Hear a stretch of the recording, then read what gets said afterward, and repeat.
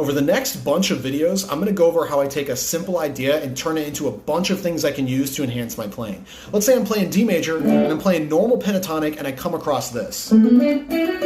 This little figure right here, a little 3-note figure. I'm playing a hammer-on the G string, jumping up to the high E string. I get this jumpy flavor, and I can hold these 2 notes at the same time, which sounds pretty cool. So the first thing I want to do is get the context. The context that I'm playing in is D major, so for now, I'm going to look at this lick as a major lick. I also want to be able to play this over every other major chord in an easy way. There's a trick with this one. The top note is D, the same note as the chord I'm thinking about. So as long as the top note matches the chord I'm thinking about, I'm good to go. If I'm playing over A, I'll play it right here, because that note is A. If I play C sharp, I'll play it here, because that note is C sharp. G, play right here, that note is G. So now that I'm comfortable with the lick, I can start developing. Now that we've got our basic lick, looks like this. The next step is to modify it slightly to get some different sounds. The best way to do that is to know every note under your fingers and how those notes are functioning over the chord. We already decided this lick is functioning over D major, so what are these actual notes? The top note is D, the root. The bottom 2 notes are E, F sharp, or D's second and third. So this lick is 2, 3, 1, which is why we can hold these 2 at the same time, because that's 3 and 1, 2 notes of a D major. But we can also do this. If this is 1, 7 is to the left 1 fret. So I can play this, getting like a D major 7 sound if I want to. Some notey as well. How about 4, which is up 1 fret from 3? 2, 3, 4, 1. How about I bend up to it? These little modifications can go a long way, and the best way to find them is to know the notes on your fingers and how they function over the chord. Now that I've got my basic lick, I know what the numbers are, second, third, root, and I can simply modify. The next step is take this lick and play it on every pair of strings possible. So far, I'm only doing it on the G string jumping to the high E, but what about the others? The way I do this is look for my root, which is D in this case, and form the lick around that root. So what about this D right here? It would look like this. Exactly the same, but D string to B string. Do it up an octave also. What about this D right here? Not the same, because standard tuning forces us to change. It looks like this. A string, G string, first note, last note on the same fret, up an octave. Same thing with this D right here. E string, jumping up to the D. I can even do it open as well. Once you have them all, play them all in sequence left to right. Don't be afraid to push the tempo. I've got my lick, I know how to modify it, and I can play it everywhere on the fretboard. From here, there's a lot of paths you can take, but the one thing I like to do is just look for something valuable. And in that passage, I noticed something valuable. Every time I played the low octave version, so off the A string, or the E string, or open, it runs right into the high octave version. A string, right into the next one. G string, E string, right into the next one. D string. So I can take both of those octaves and combine them into one idea. A string, or E string, or open. This gives me a nice longer lick that I can use for different things. I also notice a different way to find the lick. I know I'm playing second, third, root right here, so if this is the second, that's the root. Even though I'm not playing that note, I'm going to look at that note to find where to start. If this is my chord, that's my root, I start here. If this is my chord, that's my root, I start here. So while I'm developing, I'm also looking for easier ways to find the idea. In the last video, I discovered I could take the low octave version of my lick and combine it with the high octave version into one idea. Not only does it sound cool, but I can use this as a travel idea, something that takes me from low to high very quickly. That's how I'm going to practice it. Play something down here, travel, end up top. Something simple, D major. Travel. I can also add in some of the modifications that I was doing from the second video. Let's add in the 7. So instead of just 2, 3, 1, let's throw in the 7 with some sort of pattern both octaves. So something low, travel, high. Travel. I can also add in the 4, the other modification. Instead of 2, 3, 1, 2, 3, 4, 1, both octaves. Something low, travel, high. Travel. Yesterday, we were doing these travel licks, which are cool, but we're only using them in a lick way. Is there a way we can use them as like a main riff of a song we're writing? Let's try this. Key of E. I'm gonna play it down here with the 4 modification and a little pattern that fits for my technique. I like that. What I'm gonna do, and this is crucial, repeat it in time. Again. This is important because it allows your ears to look for things to add. Like I hear a strummed E chord at the end of that. Let's speed it up. Change the last chord. Again. So the idea has transcended from a little lick into the main riff of a song I'm writing, which is way more valuable. Let's hear the riff from yesterday.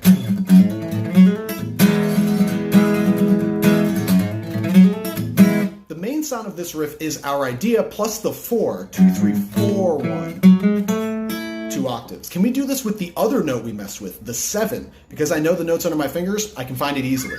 2, 3, 1, 7, 2 octaves. Right? With a pattern. Maybe I can do this inside the song as a variation. Let's do this. Normal riff, 2 times in a row, ending on E. Variation riff, ending on this one, C sharp minor, and then I'll strum some chords after.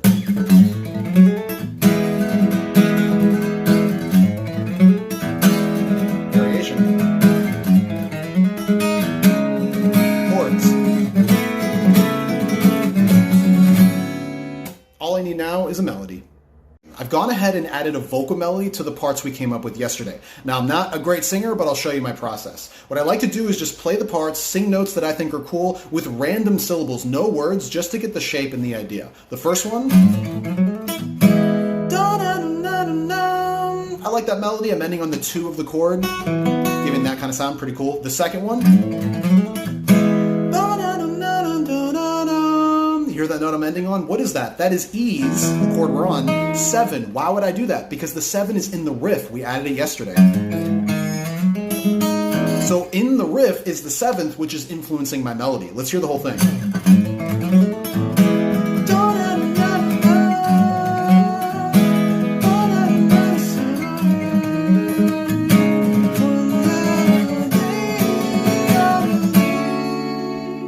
Definitely usable.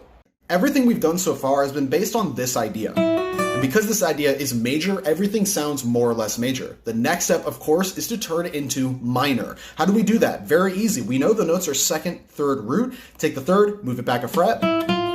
We now have the minor version. Now that we've got this shape, redo everything we've done so far. Find modification notes. Run it everywhere on the fretboard.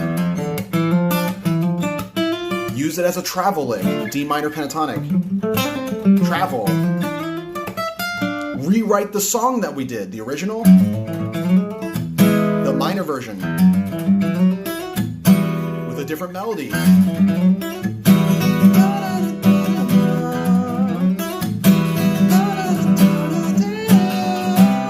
By making the tiny switch to minor, we open up a whole new world of sounds. Yesterday, I took my standard major lick and made it minor by flatting the 3rd. Can I do this with another popular sound? What about dominant 7th? What is dominant 7th? Major with flat 7. So my major lick plus flat 7, which is always back 2 frets from the root. I know this is the root, so I go here, there's flat 7. Let's try it. Pretty cool, but I am moving out of position and maybe I don't want to do that. Can I find this note in another area? Because I know the fretboard, I can do that easily. This is root flat 7 or D and C. I can play right here, root flat 7, D and C. Let's try it. Nice, I'm staying in position and I'm getting a little chord out of it too. Sounds cool, and I also noticed that the flat 7 is kind of easy to bend to. All of these new ideas are coming because I moved one note, the power of multiple fingerings. Let's develop the dominant 7th version of our lick that we did yesterday by adding some chromatic passing tones that people love to play. They might be physically tricky to play, but conceptually so easy to come up with. Look at the chord notes of your lick, 2, 3, 1, flat 7, and add in notes in between taking you from note to note. Instead of 2, 3, 2 passing tone 3.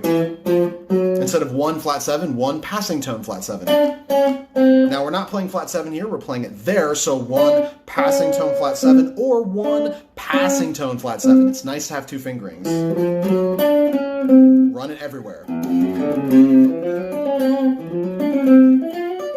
Look for opportunities. How about a little bend up to flat 7? Kind of nice. As a travel lick, one into the other. Works well as triplets.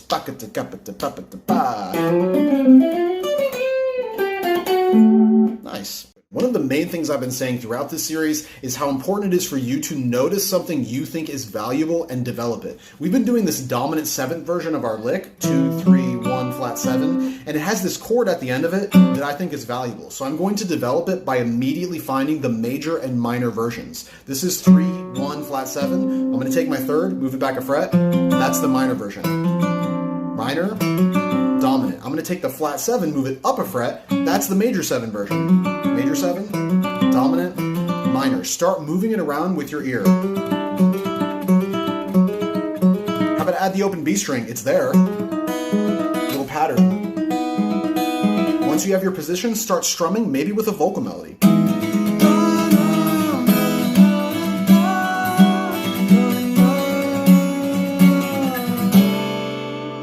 Very different than yesterday. I'm going to go back to my original lick one more time, 2, 3, 1, key of D, and run that shape through the key. Very popular sound. You'll notice while the structure is the same, 2 notes, 1 note, the literal shapes themselves are not, because I'm trying to stay in the key. A lot of ways to do this. Honestly, do it by ear, 1 at a time. Here's the original. Just going to get the 1 to the left. Just try something. That note needs to be here. Got it. Original to the left. Then get the 1 to the right. Here's the original. Just try something to the right. That needs to be here. Got it. Original to the right. Mess around with all 3 of them. To the left.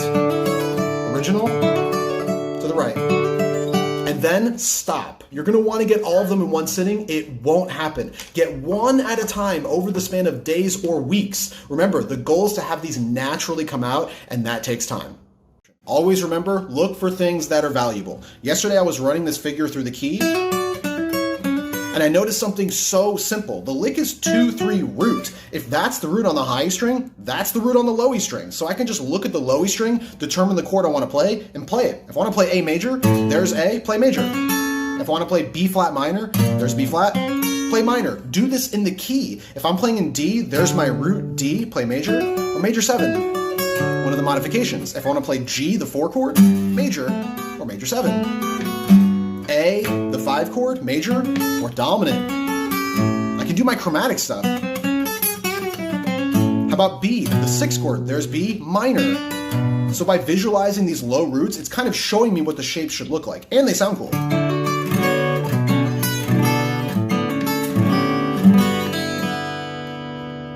First of all, I'm in drop D.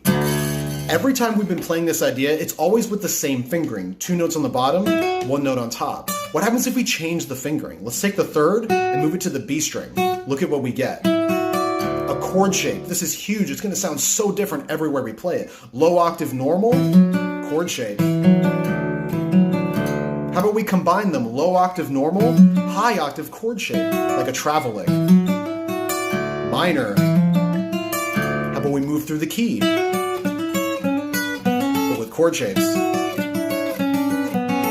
My approach is also different. With the original, I usually start low and end high, but with this one, I like the opposite, especially after a run. Or how about this? All for moving 1 note.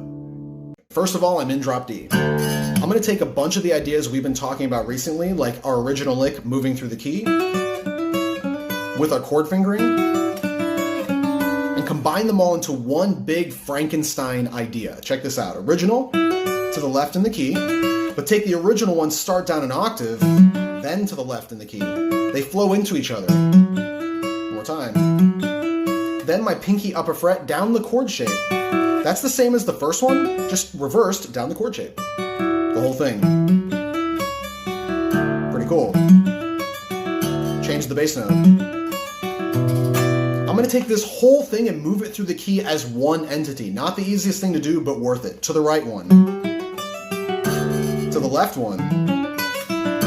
To the left one more, change the bass note. One more. To wrap up this series, I wrote a short guitar piece that uses all of the sounds we've been talking about. For every video in this series, check the description. Let me know what I should do next.